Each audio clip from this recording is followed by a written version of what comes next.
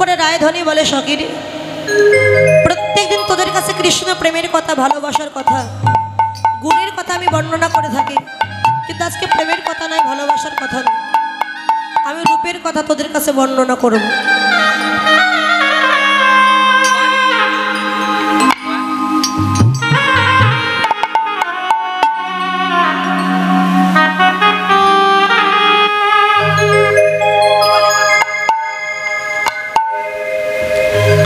তোর বধুর প্রেমের কথা একবার বর্ণনা কর সখী। আমার বধুর প্রেমের কথা তোদের কাছে তো বলি, আজকে রূপের কথা বলবো। যমুনা থেকে জল নিয়ে আমি যে রূপ দর্শন করে ঘরে এলাম, সখী রে, রূপের কথা বলবি একটু সহজ করে বল, আমরা যেন বুঝতে পারি। আমরা তো আলা ভোলা গোয়ালেনি, কিছুই জানি না। সখী রে, যেটুকু দেখেছি সেটুকু হয়তো পরিবেশন করতে পারবো না, কেন জানিস? এ যে একের দেখা আর অন্যের বলা। রূপ দেখেছে কে? নয়ন। আর বলবে কে? বদন। তাই দেখেছে একজন আর বলবে আর একজন। এই জন্য আমি সব বলতে পারবো না, কিঞ্চিত বর্ণনা করছে, একবার শ্রবণ কর। যমুনা থেকে জল নিয়ে তীরে উঠলাম, দেখলাম কদম্ব বৃক্ষে তলদেশে কৃষ্ণ দাঁড়িয়ে আছে। আমার লক্ষ্যটা গেছে গোবিন্দের এই বদন মণ্ডল পান। একটা মানুষের সঙ্গে যদি হঠাৎ দেখা হয়, আগে মানুষ তার বদনটার দিকে লক্ষ্য করে, বদন তারপরে আস্তে আস্তে তাকে সম্পূর্ণ দেখে। আজকে যখন গোবিন্দের বদন পানে লক্ষ্য করলাম, দেখে মনে হলো বদ্র মুখ মণ্ডলা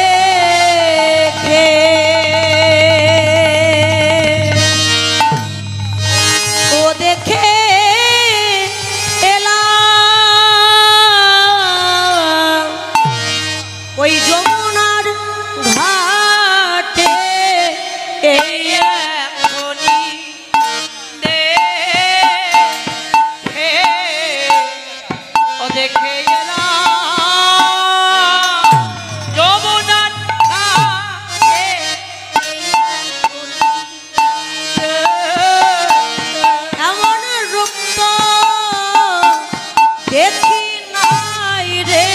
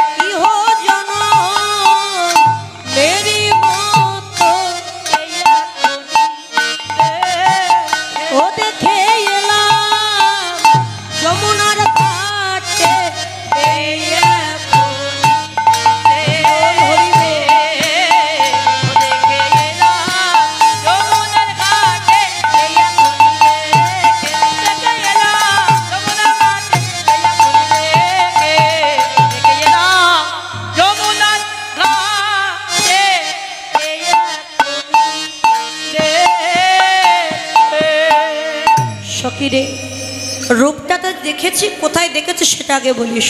বল। তপন তনয়ার নীরে, তপন মানে সূর্যের আরেক নাম তপন, তনয়া মানে হচ্ছে কন্যা, সূর্যের কন্যা হলো যমুনা। যমুনার নীর, নীর মানে জল, যমুনার জলে জল আনতে গিয়ে আমি যমুনার ঘাটে দেখলাম ও মুখমণ্ডল মানে এই যে বদন মণ্ডল, জিতি শারদ সুধাকর। সুধাকর মানে আগেই বলেছে চন্দ্র, যে কোনো চন্দ্র নয় বা যে কোনো চাঁদ নয়। কোন চন্দ্র? জিতি শারদ মানে শরৎকালীন পূর্ণিমার চাঁদের জ্যোতিটা হচ্ছে বেশি। সেই শরৎকালীন পূর্ণিমার চাঁদ আর আমার গোবিন্দের বদন চাঁদ আমি এক করে দেখলাম, দেখে মনে হলো শরৎকালীন পূর্ণিমার চাঁদ যেন গোবিন্দের বদন জ্যোতির কাছে হার মেনেছে। তনু রুচি, তনু মানে দেহ, রুচি মানে কান্তি, তরুণ তমাল। বৃন্দাবনে তমাল বৃক্ষ ছিল, তমাল ছিল কালো, আর কৃষ্ণ অঙ্গের জ্যোতি কালো, সেই কালো জ্যোতিও যেন কৃষ্ণ জ্যোতি হার মানিয়েছে। এত জ্যোতি সখীরে। যমুনার ঘাটে গিয়ে আমি 24.টি চাঁদ দেখিলাম, আমি 24.টি চাঁদ দেখিলাম, আমি 24.টি চাঁদ দেখিলাম।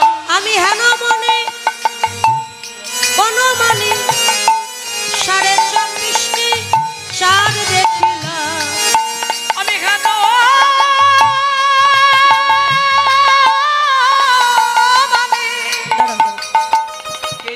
কিছু বললে বলেন, সমস্যা নেই। ওখানে দাঁড়িয়ে শুধু গল্প করছেন দুইজনে, কিছু বললে সমস্যা হলে বলেন, তাহলে বাইরে গিয়ে গল্প করেন। যাক বাইরে। আমি হেন মনে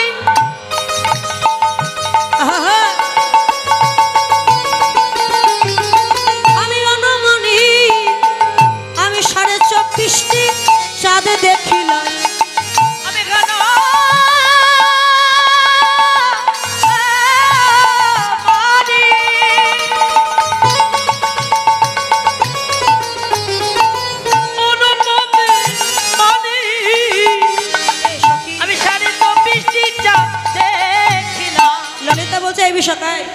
আমরা বাড়ি চলে যাই।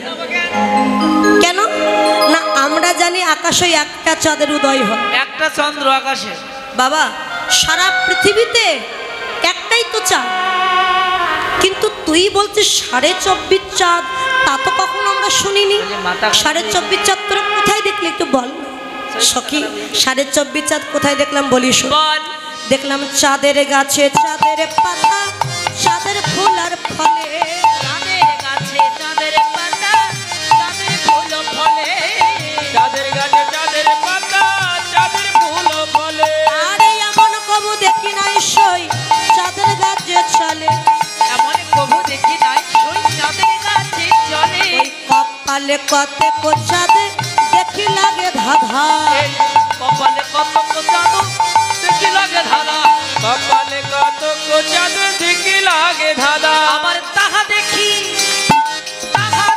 যুবতীর মনে রইল বাধা, তাহা দেখি যুবতীর মনে রইল বাধা।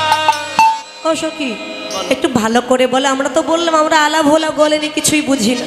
শোন সখী, দেখলাম চাঁদের গাছে চাঁদের পাতা, চাঁদের ফুল ফলে, এমন কবু দেখি নাই সই চাঁদের গাছ আবার চলে। তুই চাঁদের গাছও দেখলি? হ্যাঁ চাঁদের গাছ দেখলাম। চাঁদের গাছ কাকে বললি? না আমার প্রাণ বধূ যেন একটা চাঁদের গাছ। কৃষ্ণ কালো হতে পারে, কিন্তু কালোর মধ্যেও যে জ্যোতি, যে ছটা, অনেক মানুষ আছে না বাবা খুব কালো, কিন্তু অঙ্গের যে একটা জ্যোতি। কৃষ্ণ দাঁড়িয়ে আছে ললিত বঙ্কিমঠামে, অধরে মুরলিনী। আমার লক্ষ্যটা গেছে আমার এই বধূর নখ পান, এই যেমন করে দাঁড়িয়ে আছে। যখন নখ পানে আমার লক্ষ্যটা গেল, আমার গোবিন্দের এক একটি নখের এত সুন্দর জ্যোতি, দেখে মনে হলো ওটা নখ নয়, নখের কোণে যেন এক একটা পূর্ণ চাঁদের উদয় হয়েছে। বাম হাতে 5টি নখকণ আর দক্ষিণ হাতের 5টি নখকণ দেখে মনে হলো আমার গোবিন্দের হাতে 10টা চাঁদের উদয় হয়েছে। এবার চরণ পানে লক্ষ্য করলাম, 2 চরণে 5 5 10টি নখকণ। এত সুন্দর নখের জ্যোতি হঠাৎ দেখলে মনে হয় নখ নয়, এক একটা পূর্ণ চন্দ্র যেন উদয় হয়েছে। তাহলে হাতে 10 চরণে 10 হলো কত? 20। আর চাঁদ কোথায় দেখলি না? আমার গোবিন্দের এই 2 নয়ন। ও রাধে, নয়ন আবার চাঁদ হলো কি করে সখী? শোনে সখী, কৃষ্ণ যখন আর নয়ন এমন করে তাকিয়েছে, দেখবেন আপনি যদি লাইটের দিকে তাকিয়ে থাকেন, নয়নের ওই কালো মনির ভিতরে লাইটটা দেখা যাবে। আর নয়নে তাকিয়েছিল তো ওই চাঁদ আমার গোবিন্দের এই 2 মনির ভিতরে দেখা যাচ্ছিল। দেখে মনে হয় 2খানা চাঁদের উদয় হয়েছে আমার গোবিন্দের 2 মনিতে, হলো 22। আর চাঁদ কোথায় দেখলাম? এখানে 2খানা চাঁদ উঠেছে, 2খানা চাঁদ উঠেছে,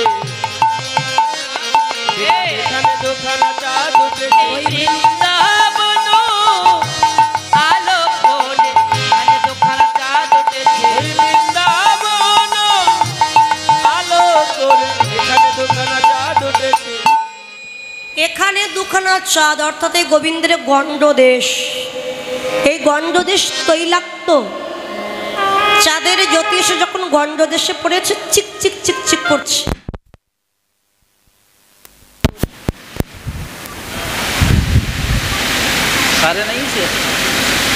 হরিবল হরিবল, চিক চিক করছে। দেখে মনে হলো 2খানা চাঁদ যেন এই গণ্ডদেশে উদয় হয়েছে। এ হলো 24। আর অর্ধচন্দ্র কোথায় না? গোবিন্দের ললাট মানে কপাল, কপালের উপরি ভাগে মানে উপরে চূর্ণ চূর্ণ বক্র কুন্তল রাশি। কুন্তল মানে চুল, বক্র মানে বাঁকা, চূর্ণ মানে ছোট। আমার গোবিন্দের চাচুর চিকুরি কেশ, কেশ এই যে চূর্ণ, কিছু কিছু কেশ মানে চুল এমন করে কপালের উপরে কোচকানো কোচকানো চুলগুলো পড়ে আছে, অনেক মায়েদেরও আছে কপালে। এই যে কোচকানো বাঁকা চুল, বাঁকা চুলগুলো ঠিক এমন, এই যে বাঁকা চুলটা দেখতে ঠিক চাঁদের মতো। এখন ঘামের বিন্দু উৎপত্তি হয়েছে বাঁকা চুলের মধ্যে। চাঁদের জ্যোতি এসে যখন ঘামের বিন্দুর উপরে পড়েছে, আর ঘামটা বাঁকা চুল থেকে আস্তে আস্তে ঝরে পড়ছে। হঠাৎ দেখলে মনে হয় আমার বধূ অর্ধচন্দ্র এই ধরে রেখেছে।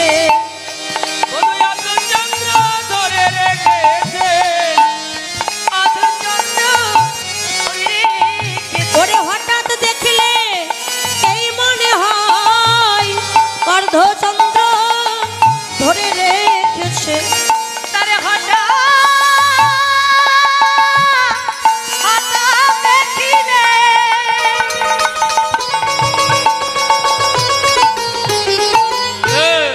এই মনে হয় অর্ধচন্দ্র রেখেছে।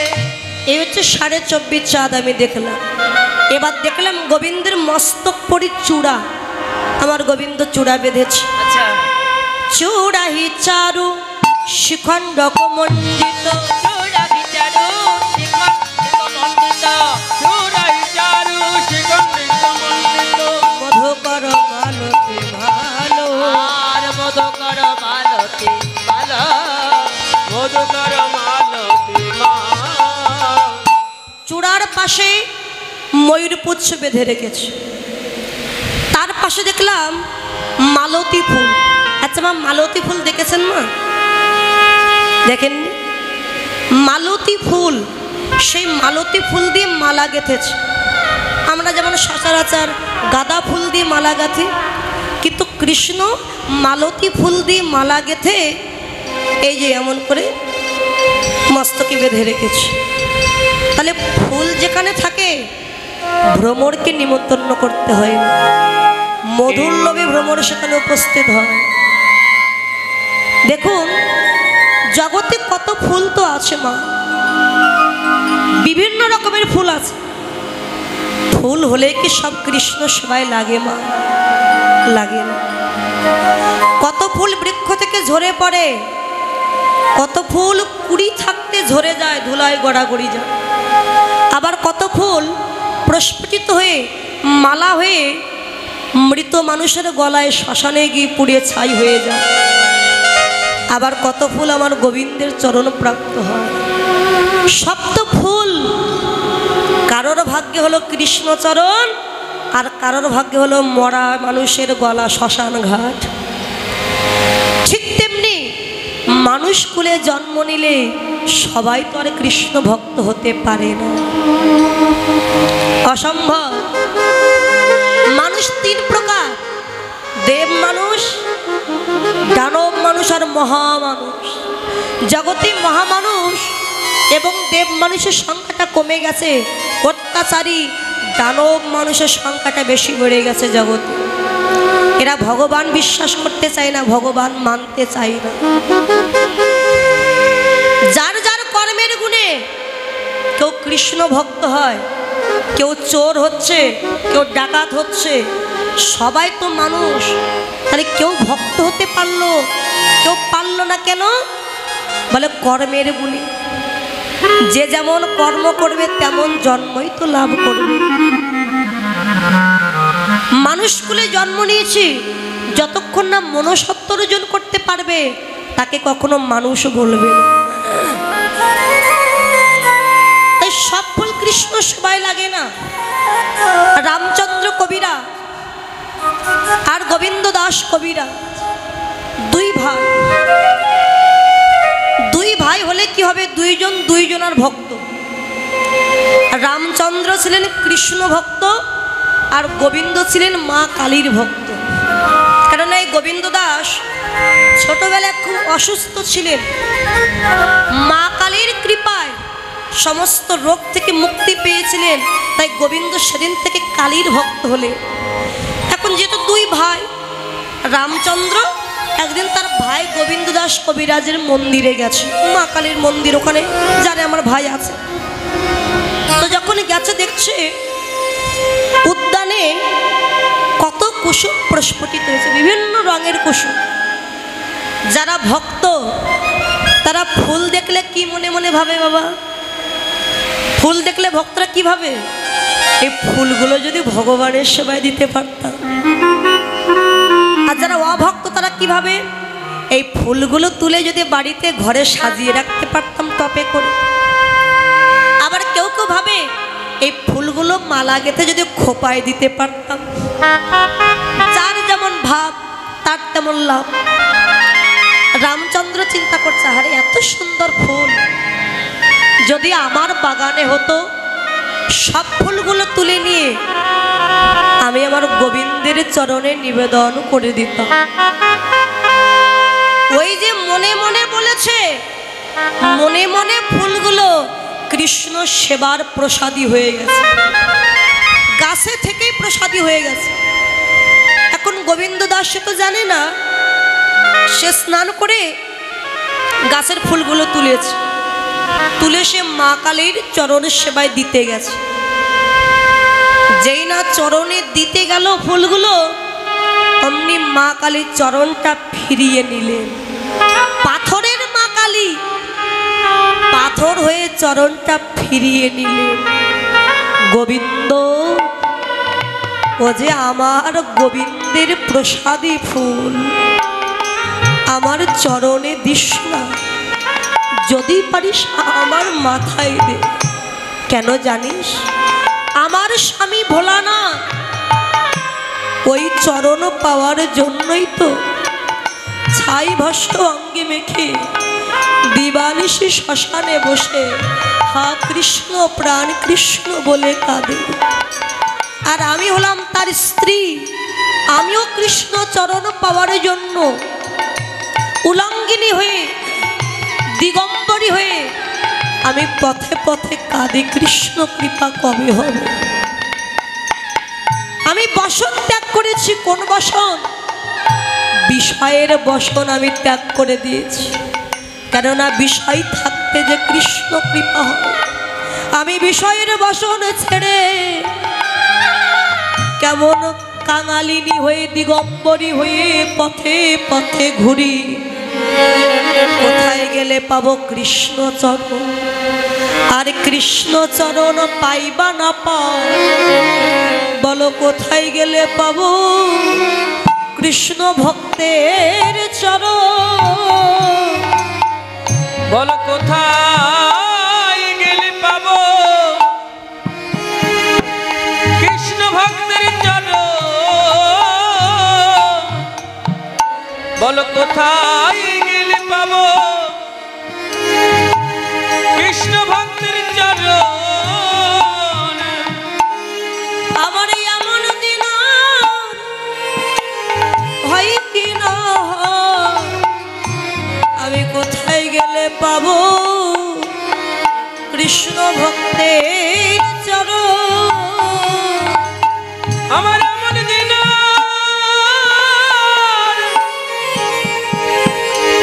আর হয় কি না হয়, বলে আমি কোথায় গেলে পাবো কৃষ্ণ ভক্তের কৃষ্ণ ভক্তের চরণ? আমার এমন ভাগ্য হয় কি না হয়, আমি কোথায় গেলে পাবো কৃষ্ণ ভক্তের চরণ? আমার এমন দিন হয় কি না হয়, আমি কোথায় গেলে পাবো কৃষ্ণ ভক্তের চরণ? তাই শোনো, তোমরাও যদি আমার মতো বিষয় ত্যাগ করতে পারো, মানব জন্ম তোমাদের ধন্য হয়ে যাবে, কৃষ্ণ কৃপা হবে। এই পৃথিবীতে কেউ ভক্তি নিয়ে জন্ম নেয়, আবার কেউ বা পৃথিবীতে সে ভক্তি বস্তু অর্জন করে। যার ভক্তি হয় শিশুকাল থেকেই হয়, আর যার ভক্তি হয় না বৃদ্ধকালেও হয় না। চলে যান মঠ মন্দিরে, নবদ্বীপে, মায়াপুর, হরিনাম কৃষ্ণ নাম করছে ছোট্ট বাচ্চা, 7 থেকে 8 বছর বয়স। মালা জপ করতে করতে, গলায় তুলসীর মালা, হাতে জপের মালা, কপালে তিলক নিয়ে রাস্তা দিয়ে কৃষ্ণ নাম গাইতে গাইতে যাচ্ছে। আর রাস্তার ধারে চায়ের দোকানে বসে 80 বছরে বৃদ্ধ বসে তাস খেলা করছে। 8 বছরের ছেলে হরিনাম করে, আর 80 বছরে বৃদ্ধ বসে তাস খেলছে। তো খেলছে তো খেলুক, আবার ছেলেটিকে দেখে উপহাস করছে। এ খোকা, এই কিরে, সকাল সকাল রাস্তায় বেরিয়ে পড়লি? বাবা, কলির মানুষ তো, সৎ পরামর্শ দেওয়ার মানুষ কম, কিন্তু উপহাস করা, ক্রিটিসাইজ করার মানুষ জগতে নেই। অনেক ধরছে না মানুষ ক্রিটিসাইজ করার মানুষ, তো উপহাস করছে, ক্রিটিসাইজ। সকাল সকাল বেরিয়ে পড়লে, তখন ছেলেটি গিয়ে বলে, জেঠুমণি, ও জেঠুমণি, আমি যে রাস্তায় বেরিয়েছি সে রাস্তা তো অনেক দূর, তাই সকাল সকাল বেরিয়ে পড়লাম। তুমি আমাকে একটু আশীর্বাদ করো জেঠুমণি, যেন এই রাস্তা দিয়ে গিয়ে আমি সকাল সকাল আমার গোবিন্দের চরণে যেন পৌঁছাতে পারি। গোবিন্দের চরণে যেতে যেন আমার দেহের অন্ধকার নেমে না আসে। ছেলেটির কথা শুনে বৃদ্ধ লোকটি কেঁদে ফেলল। খোকারে, এইটুকু বয়সে তোর এত ভক্তি, যে ভক্তি আমার হলো না। জানি না জীবনে কোনো পুণ্য করেছে কিনা, যদি করে থাকি আমি আশীর্বাদ দিলাম বাবা, অবশ্যই তুই কৃষ্ণ চরণ পাবি। যেদিন কৃষ্ণ চরণ পাবি, সেদিনে যেন এই অধমে জেঠুমণির কথা তুই যেন ভুলে যাস না। আরে খোকা, তুই তো যাচ্ছিস কৃষ্ণ চরণে, ভক্ত তুই। আমি জীবনে সাধু সঙ্গ ভক্ত সঙ্গ করিনি, শুনেছি পারের করি নাকি ভক্তের চরণ ধুলি। তুই তো পরম ভক্ত, যাওয়ার আগে খোকারে আমায় একবার কৃপা করে দে দে চরণ ধুলি দে।